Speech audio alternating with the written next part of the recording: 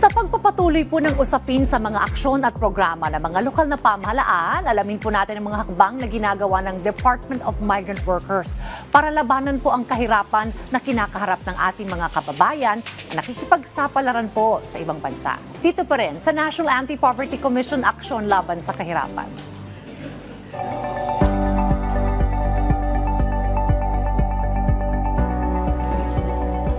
At makakakwentuhan po natin ngayon dito sa ating programa si Undersecretary Bernard Olalia, ang Undersecretary for Licensing and Adjudication Services sa Department of Migrant Workers upang talakayin po ang mga programang ipinatutupad ng DMW na nakatuon sa kapakanan ng mga Pilipinong migranteng manggagawa.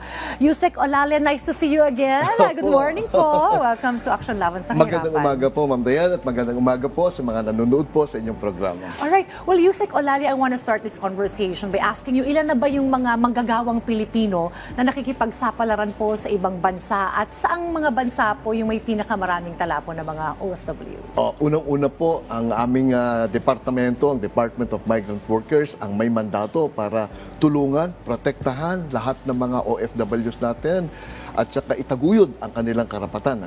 Pinakamarami po ang ating deployment, yung sinatawag natin na mga OFW sa Middle East. Okay, yan ang number one. Kasi favorite nila yan at napakadami po ng mga available jobs sa nabanggit kong lugar. Noong 2023, pumalo po tayo sa mahigit 2.3 million annual deployment natin. Tumaas po ito noong 2024 na mahigit 2.4 million naman. Ngayong 2025, maganda po ang tinutungong direksyon ng ating deployment. Pero hindi po mahalaga yung deployment. Kami po sa DMW, ang tinitignan namin yung proteksyon na naibibigay natin sa ating OFW sa kanilang pag-alis, pagtrabaho doon at pagbabalik. Yung tinatawag po nating reintegration. Napaka-importante po sa amin yan. Yun pa rin, nung parang at the end of their journey abroad, kung paano sila rin makakabalik dito sa Pilipinas at makakapiling muli ang kanilang pamilya. Tama po. Oo, yun po. Talking about the protection for the OFWs, so tell us about the programs of DMW na pinakikinabangan po ng ating mga bagong bayani.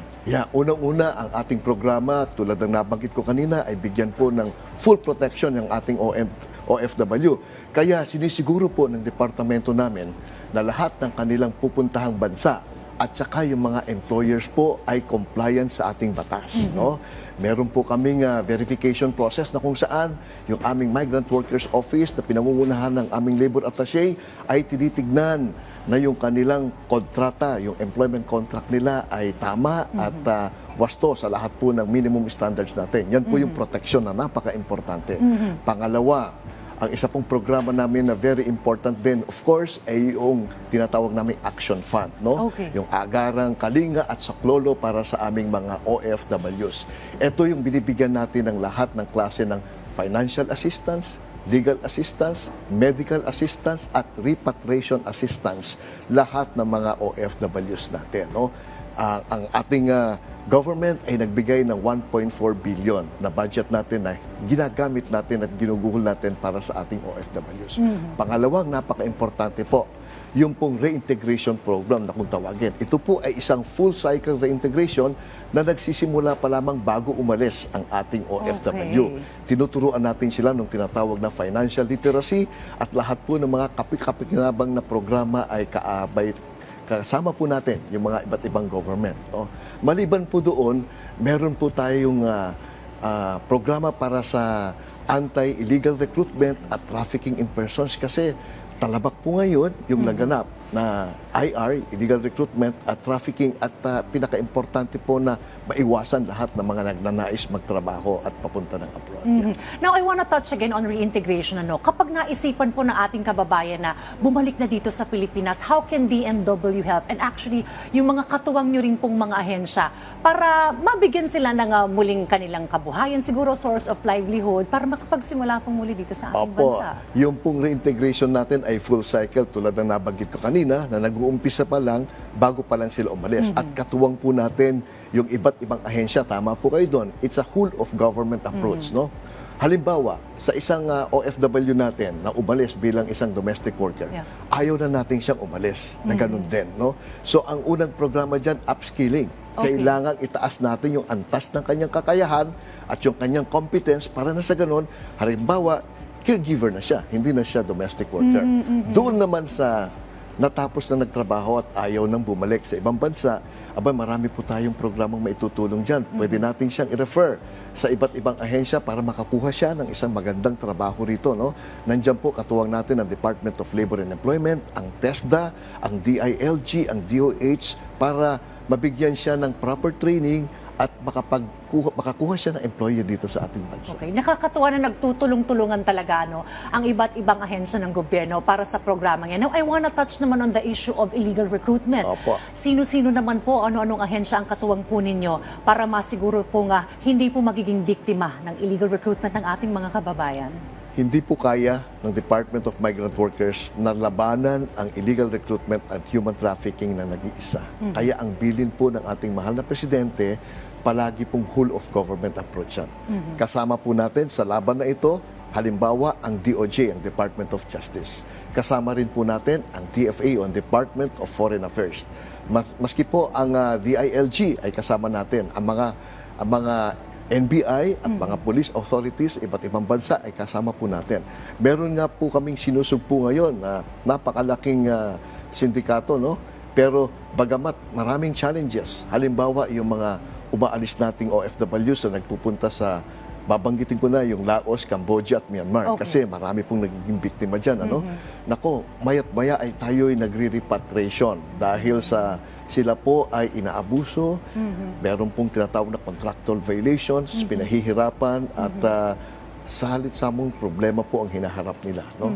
Pero maliban po doon, yung preventive approach ay importante rin. No? So dito po sa ating preventive approach, yung information dissemination, napakalawak po ng ating ginagawa. May mga convergence programs tayo sa LGUs at sa iba't ibang mga ahensya.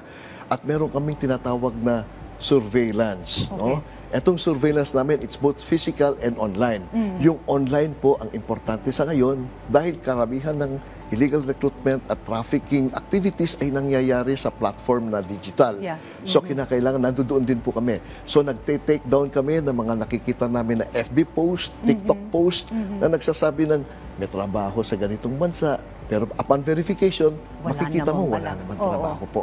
So yan, mahigit 80,000 na yung na-take down namin mula sa mga illegal na post ng FB or TikTok na kung saan itong mga illegal recruiters ay napakadami. So we see the preventive approach na napakahalaga rin po. Siguro I would like to take this opportunity also, Yusek Olalia, sa mga manonood nating OFW, if ever they are experiencing problems now and they want to connect with DMW, ano po yung mga means na pwede po nilang tahakin or gawin para po makipag-ugnayan po sa DMW and the other agencies na katuwang ninyo? Tama po kayo kasi yung tinatawag naming social dialogue at continuous consultation sa lahat ng stakeholders ay napaka-importante. Meron kaming mga aktibong land-based programs at stakeholders at saka sea-based, no? Kung nais pong makipag-ugnayan ng iba't ibang mga ahensya at mga tao po sa amin, nandyan po lang kami sa aming una-una, sa aming main office, central office, dito po sa Mandaluyong, at meron din kaming 16 regional offices nationwide, no? At hindi lang po domestic offices meron kami. Meron din kaming tinatawag na overseas offices. Yung aming migrant workers offices sa iba't ibang lugar na kung saan marami pong OFWs. Kami po ay willing na makiharap at makipag-usap sa lahat po ng nangangailangan, lalong-lalo na sa nais tumulong po sa ating mga OFWs. Okay. Papanghuli na lamang po ang mensahe po ninyo sa ating pong mga itinuturing na mga bagong bayani. And also lastly, gaano kahalaga po yung convergence to implement all these programs para sa kapakanan po ng mga OFWs? Go ahead, sir. Sa ngalan po ng ating mahal na Presidente at sa aming pong Secretary ng Department of Migrant Workers, si Secretary Hans, kami po sa DMW ay nananawagan, lalong-lalo na sa mga nagnanais magtrabaho sa abroad, na iwasan po na maging biktima ng illegal recruitment at human trafficking. Napakahalaga ng buhay, lahat po ng resources. Alam namin ang pinanggagalingan ng isang OFW na gumagastos, nagsasangla, pero nagiging biktima kapag po hindi tama yung direksyon na tinutungo. Yung whole of government approach na binabanggit natin, katuwang po natin ang lahat ng ahensya na tumutulong po ayon po sa utos at direksyon ng ating mahal na Pangulo.